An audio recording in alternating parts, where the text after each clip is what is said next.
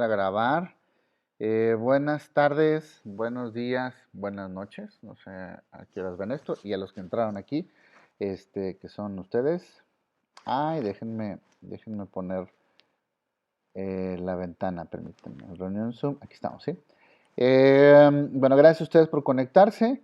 En serio les agradezco bastante que lo hayan hecho. Sé que es complicado hacerlo. Si tengo audio de este lado, sí, sí tengo audio. ¿Qué vamos a ver el día de hoy? El día de hoy vamos a ya pasar de esta parte del alfabeto bueno, de la introducción al alfabeto griego a lo que sería, perdón, la introducción al alfabeto del nacimiento al alfabeto griego. Primero, precisiones para recordar de la clase anterior. ¿Por qué nace un alfabeto? Les decía en la clase anterior que esta ansia de manifestarse, de expresarse, o sea, de escribir, existe previo al alfabeto. El utilizar dibujos, el utilizar jeroglíficos, el pintar algo en la pared, la vestimenta, es una manera de escritura. Es una manera de manifestación y expresión porque se está intentando decir algo con signos, con símbolos. El uso de un alfabeto habla de un grado de especialización muy distinto que se tenía antes de la aparición de ese alfabeto. Y esa especialización se traducía en muchas cosas y entre ellas, creo que una de las más importantes es que se podría dejar memoria. O sea, dejar algo escrito para que no solo alguien lo leyera en presencia de mí, sino tal vez yo muerto o yo que hice ese texto que no esté, alguien más lo puede leer y entender que para entrar a esta ciudad tiene que pagar un peso, ¿no? Porque si no, no puede entrar a la ciudad. ¿Por qué? Porque es un impuesto de ingreso. O sea, ¿qué pasa cuando ve uno un letrero de no entrar? Pues uno se detiene, ¿no? Utilizando alfabeto. Entonces, es importante el surgimiento de esta forma y manera de expresión. Voy a abrir así esto muy rápido, permítanme. ¿Dónde estoy? ¿Dónde estoy? Aquí está, fíjense. Vamos a empezar a ver características del alfabeto griego, ¿no?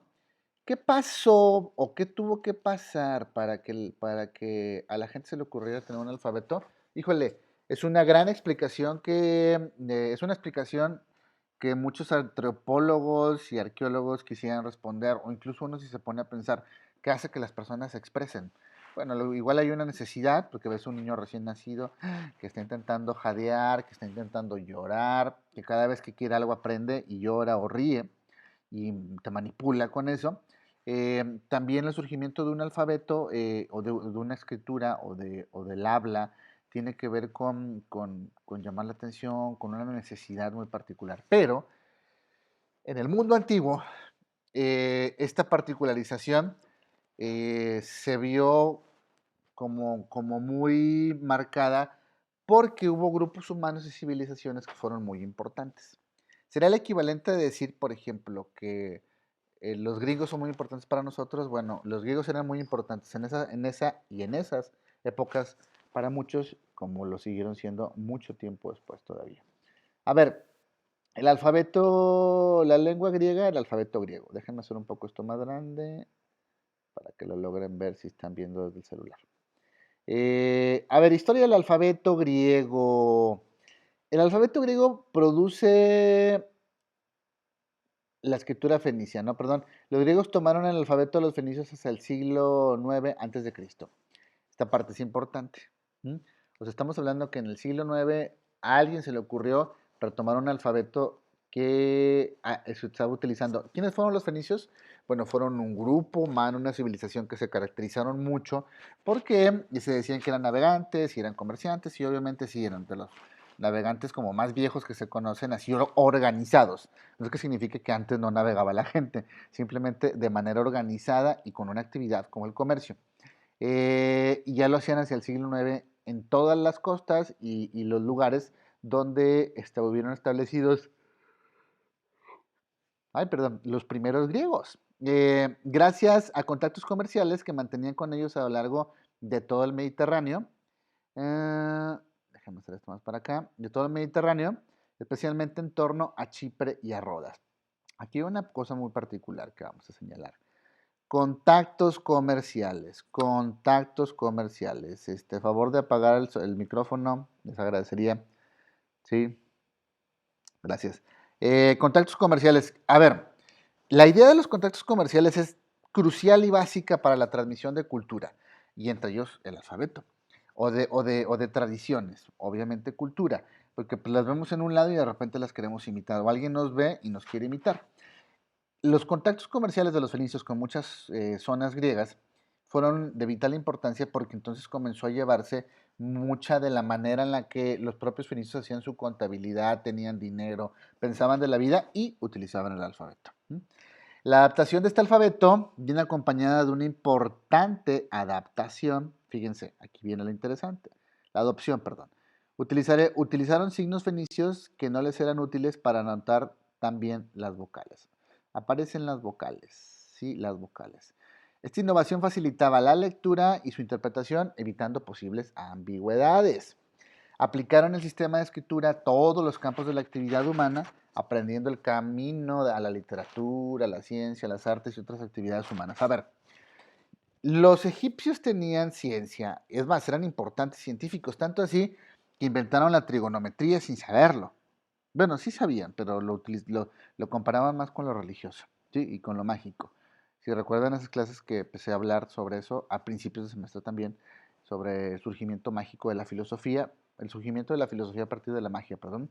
Pero aquí quisieron, los griegos lo comenzaron a aplicar un montón de cosas de manera sistemática.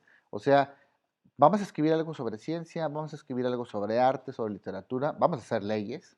No nada más tienen que quedarse en piedrita. No, aquí hay un papel y es más, ponle una letra. Y si la letra es tu nombre, pues ya sabemos que eres tú.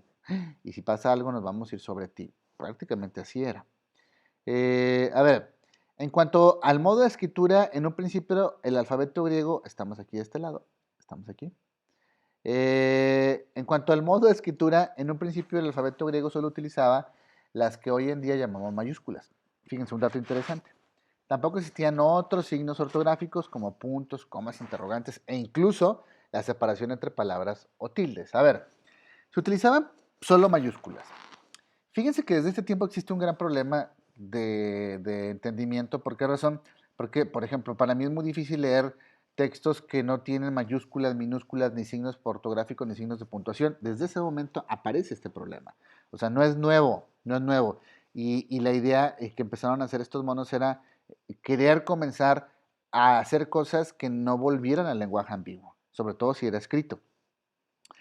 La dirección del texto podría ir, fíjense, aquí viene un dato interesante. La dirección del texto podría ir de derecha a izquierda, así, de derecha, de acá para acá. Bueno, sería aquí, de aquí para allá, no sé cómo vean.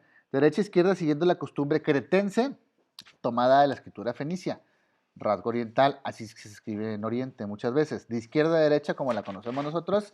En zigzag, los griegos denominaron esta una curiosa forma de escribir llamada bustrefedón, es decir, escritura realizada a la manera que gira un buey con el arado, ¿sí? Aquí hay un ejemplo de eso, aquí. Nada complicado, pero fíjense que va así, como en zigzag, haciendo zigzag. Bueno, esa es más o menos la idea. Más o menos la idea. Fíjense, cada región de Grecia desarrolló su propia variante del alfabeto. El alfabeto griego antiguo se conserva más o menos en nuestras mayúsculas, más o menos como nosotros las conocemos, más que adaptado. Aquí viene un dato importante, nos queda otro grado de información y acabamos. Las inscripciones griegas desde el siglo VIII reproducen las letras mayúsculas, o sea, desde el siglo VIII antes de Cristo. Posteriormente, a partir del siglo IV antes de Cristo, la escritura alfabética griega siguió manteniéndose en los papiros literarios, o sea, utilizando mayúsculas. Si ustedes logran ver a lo mejor una escritura de griega antigua, si ustedes logran ir a donde hay una, o ustedes ven en una película o en una imagen, probablemente encuentren solo mayúsculas, probablemente.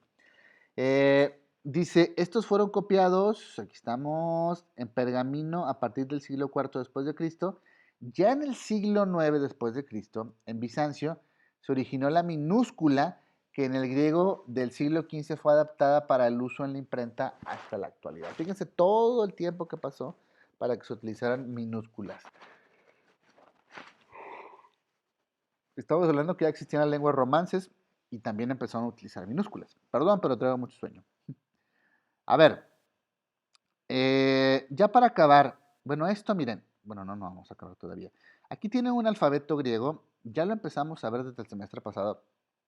Y sí quiero que lo retomen otra vez, pero sobre todo que se den cuenta por la práctica que ya tuvieron ustedes cuál es la mayúscula, cuál es la minúscula, pero sobre todo el nombre y el equivalente en español. Ya les he dicho, no sé si les recuerden varios nombres, por ejemplo, la palabra delta, la onda del coronavirus, de aquí viene, del alfabeto. Y luego la palabra Omicron, aquí se encuentra Omicron, incluso pi, rho, sigma, ipsilon, phi, son variantes que estuvieron presentes, ¿no? Nada más que ya no se las menciona tanto, pero sí es importante que lo recuerden. A ver, fíjense. Hay una cosa que debemos de entender.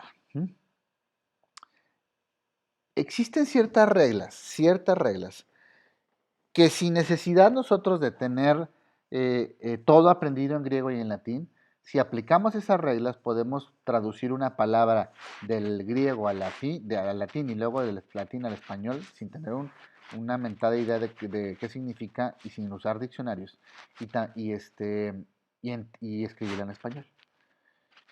Este proceso se le llama latinización o romanciamiento, que es la manera natural que las personas impusieron para transformar una lengua, que lo hace todavía uno así cuando está deconstruyendo la lengua o el lenguaje. Es importante recordar, estamos aquí, que toda palabra griega se latinizó y de ahí se introdujo al español. O sea, primero griego, luego latín, primero griego, luego latín y luego español. Quiero que vean lo siguiente, rápido, fíjense. ¿Qué dice aquí? Hay. En latín sería ae y en español sería e. La palabra aimatoma, ai, se transforma en, si lo ven aquí, en aematoma, pero el ae se transforma en e y sería hematoma. Lo mismo, vámonos aquí con esta. Hoy, que sería oinología. Hoy se transforma en eo, que sería oenología, y eo se transforma en e, que sería enología. Estas transformaciones son constantes, no varían, son constantes. Esto lo podríamos hacer sin utilizar, por ejemplo, un diccionario, solo aplicando ciertos criterios y rasgos que son importantes. Este documento se los voy a girar al grupo para que lo tengan ahí a la mano, que son como pequeñas reglas que pueden servir. Ay, perdón, que pueden servirnos para comenzar a entender un poquito más esto. Ya para acabar, chavos, no es mucho, ya acabó y los despido. Y quiero que tengamos un poco un contexto de quiénes fueron los griegos, dónde estaban parados y características de ellos muy rápido en un cuadro de 2 hojas y se acabó. ¿Sí? A ver, cronología histórica de la cultura griega. 3000, este documento viene en páginas de la UNAM de las preparatorias en la clase de etimologías grecolatinas, o sea, no es algo que no lo puedan encontrar y está para preparatoria armado.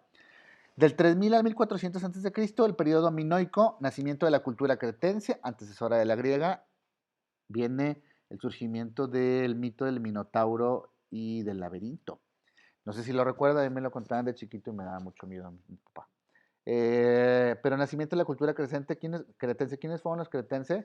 Cretenses, pues se supone que un antecedente de la cultura griega, pero desde este germen comienzan a gestarse un montón de cosas que ya se manifestaron con los griegos. Por ejemplo, el organizarse en pequeñas ciudades, con protecciones, tener reyes, reinas, no es que antes no existiera, pero no, en cierta manera elegidas por el pueblo, aparecieron ahí y apoyados por el pueblo, perdón, no elegidos por el pueblo, aparecieron ahí y de repente, ¡pum!, desaparecieron. 2800 a 1600 a.C., periodo heládico, se desarrolla la cultura egea en la Grecia continental, o sea, hacia adentro del continente, no en las costas. Ahorita vamos a ver una imagen de todo eso. Del 1600 a 1025 a.C., periodo micénico, predominio aqueo prohelénico, protohelénico, o sea, antes de los helenos, que son los griegos, la guerra de Troya y la invasión dórica. La guerra de Troya, que no fue menor, ojo, Si ustedes lograran leer, y se la recomiendo, la novela de la Ilíada y la Odisea, a mí me da mucha risa porque uno dice, la gente piensa, uy, han de ser cosas bien complicadas. Nel.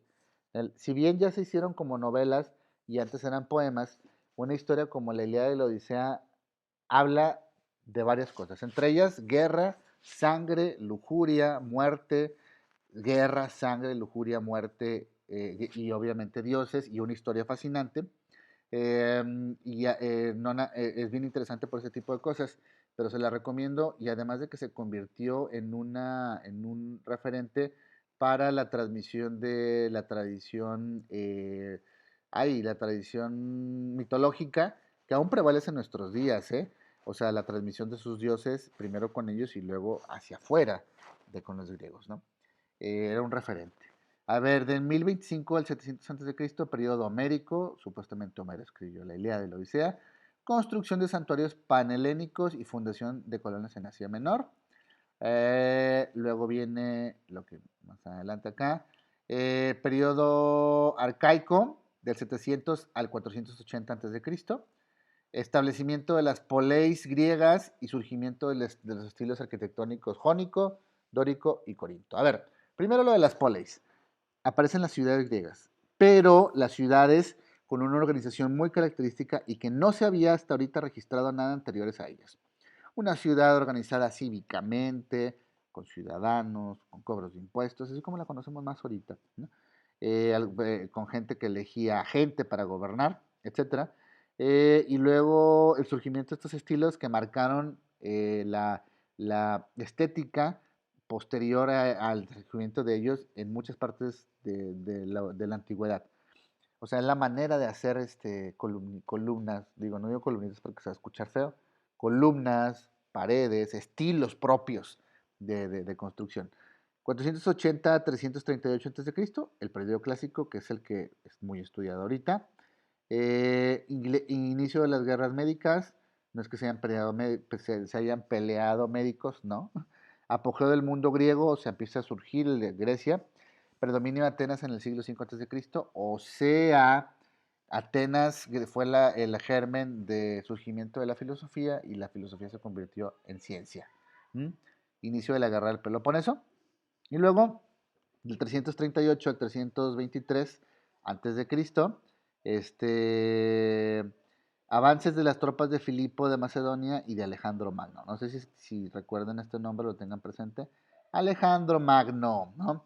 Alejandro Magno, lo magno es lo grande, fue uno de los expansores del Imperio Griego. Pueden ver una película que se llama, creo que Alejandro Magno, y es reciente, como el 2000, para que tengan entendido todo esto. De todas formas, ahorita les voy a pasar al grupo de Facebook y al grupo de WhatsApp unas ligas para que las vean. Y pues yo creo que esto sea como más interesante, que no nada más sea tan aburrido. Y hasta aquí sería lo que veríamos, ¿sí? ¿Por qué razón? Porque vámonos poco a poco. Si estoy grabando, sí estoy grabando. Pensé que no había grabado. A ver.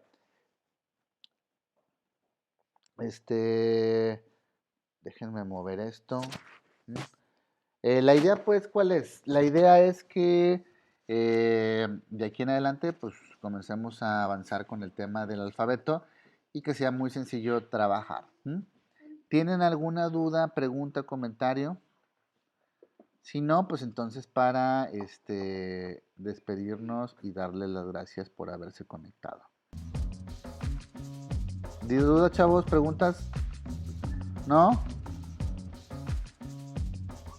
No. Bueno, gracias por el esfuerzo de conectarse. Nos vemos. Adiós.